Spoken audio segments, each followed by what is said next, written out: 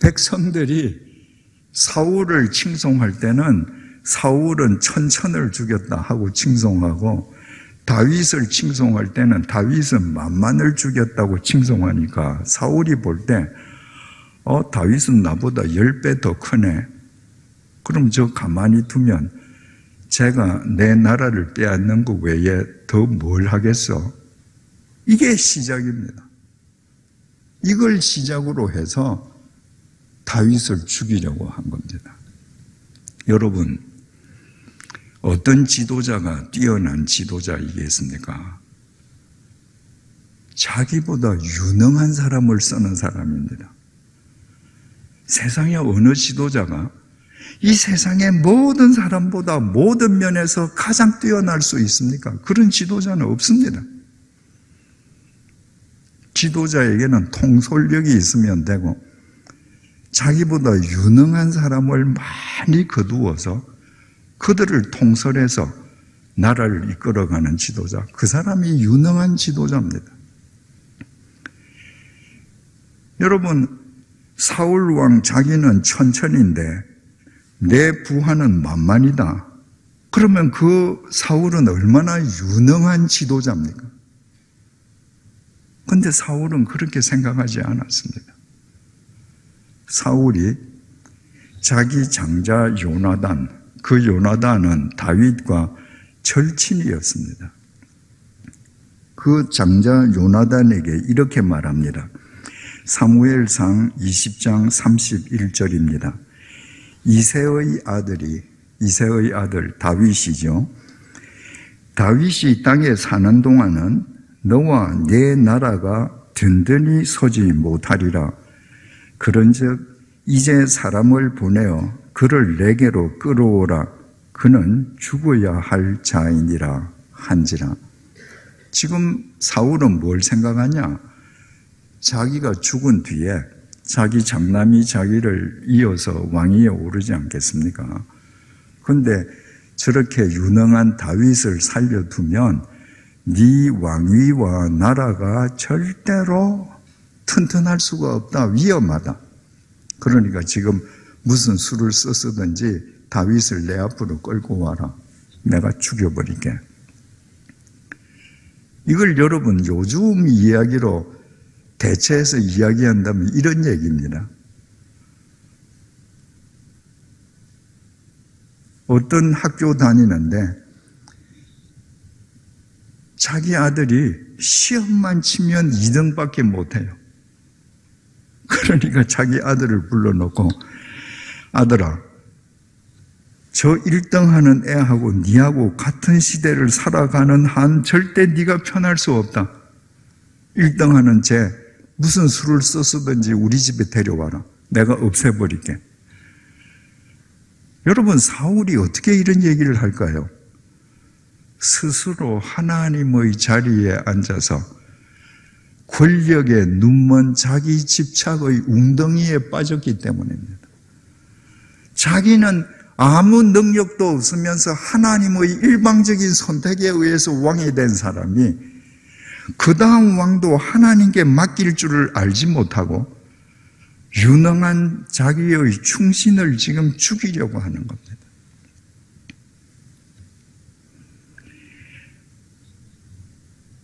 아버지는 그렇게 다윗을 죽이려고 하는데 아들 요나단은 달랐습니다. 사무엘상 23장 17절입니다. 곧 요나단이 그에게 이르기를 두려워하지 말라. 내 아버지 사울의 손이 내게 미치지 못할 것이요 너는 이스라엘 왕이 되고 나는 내 다음이 될 것을 내 아버지 사울도 안다 하더라. 우리 아버지가 왕인데 이 다음 왕은 너야. 우리 아버지도 네가 왕이 될 걸 알아. 우리 아버지도 안다는 건 무슨 말이에요? 그 아버지의 장자, 왕위 계승권 1번인 나도 안다. 네가 왕이 돼야 돼. 아버지는 스스로 하나님의 자리에 앉아서 권력에 눈먼 자기 집착의 웅덩이에 빠져 있는데 그 아들은 고맙게도 하나님을 바르게 섬기는 사람이었습니다. 하나님이 그 다음 왕으로 세울 자는 다윗 너다. 다시 말합니다. 사무엘상 24장 20절입니다. 보라, 나는 네가 반드시 왕이 될 것을 알고 이스라엘 나라가 내 손에 견고히 설 것을 아노라. 요나단이 다시 한 말입니다. 다윗아, 우리 아버지가 죽이려 해도 겁내지 마라. 이 다음 왕은 너다. 하나님이 세우시려는 왕은 너다. 그러니까 절대 너는 우리 아버지가 못 죽인다. 네가 왕이 되어야 하나님 자리에 앉아있는 우리 아버지가 나라를 다스릴 때 이렇게 황폐해진 이스라엘 나라가 하나님에 의해 비로소 견고하게 설 것이야. 그러나 사울 왕은 하나님 자리에서 내려오려 하지 않았습니다. 자기 집착의 웅덩이에서 나오려 하지 않았습니다. 자기 집착의 웅덩이에 빠져볼 때 다윗은 충성이 아니라 반드시 제거해야 될 라이벌이었습니다. 그때 그 인생이 어떻게 소멸당했죠?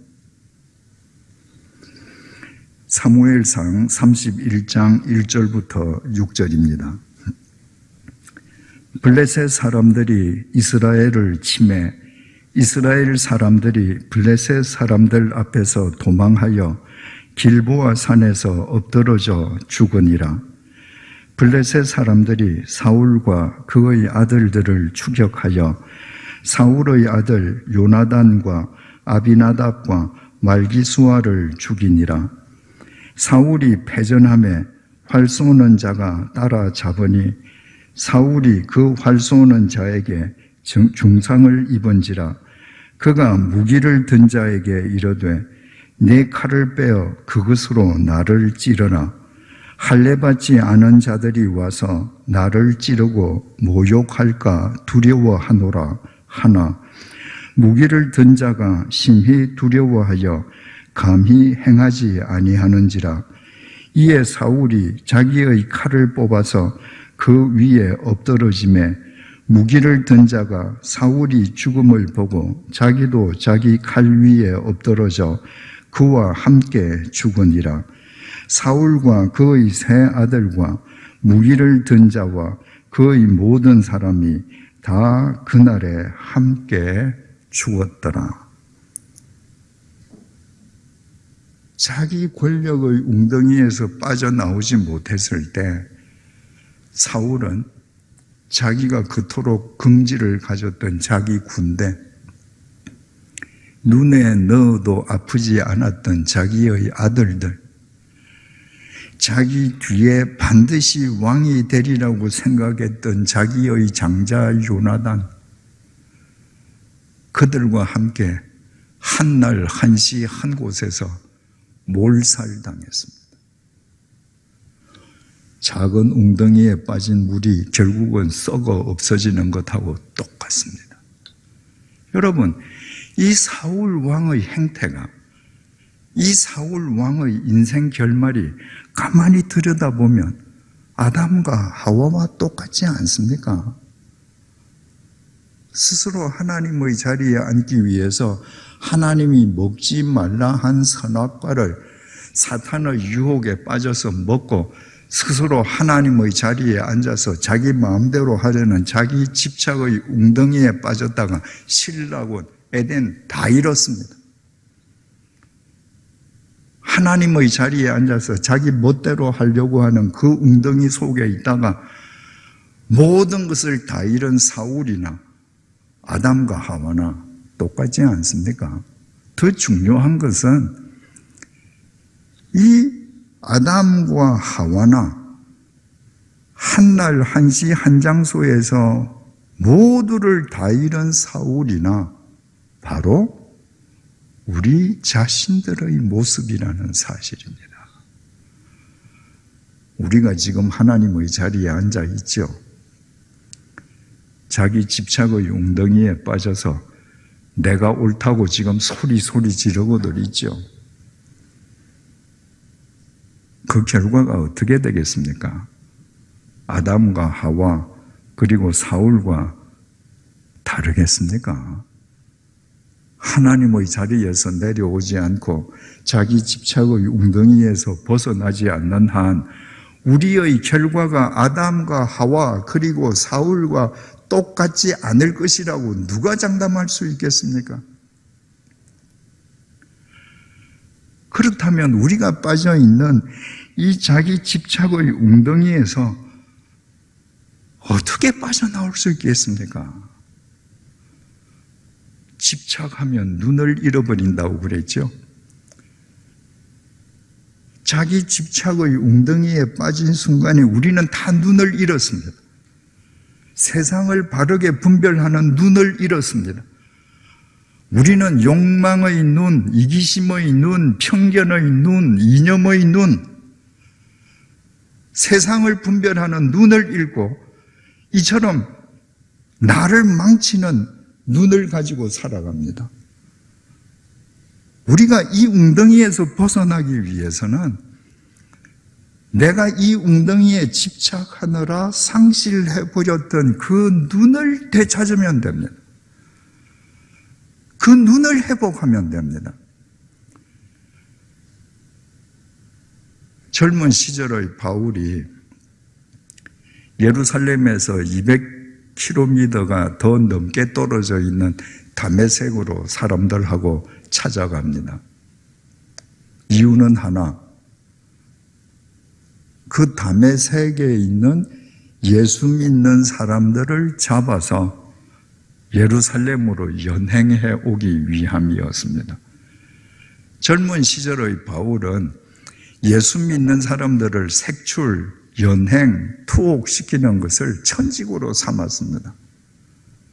젊은 시절의 그는 스스로 하나님의 자리에 앉아서 그릇된 유대교의 웅덩이에 빠져 있었습니다.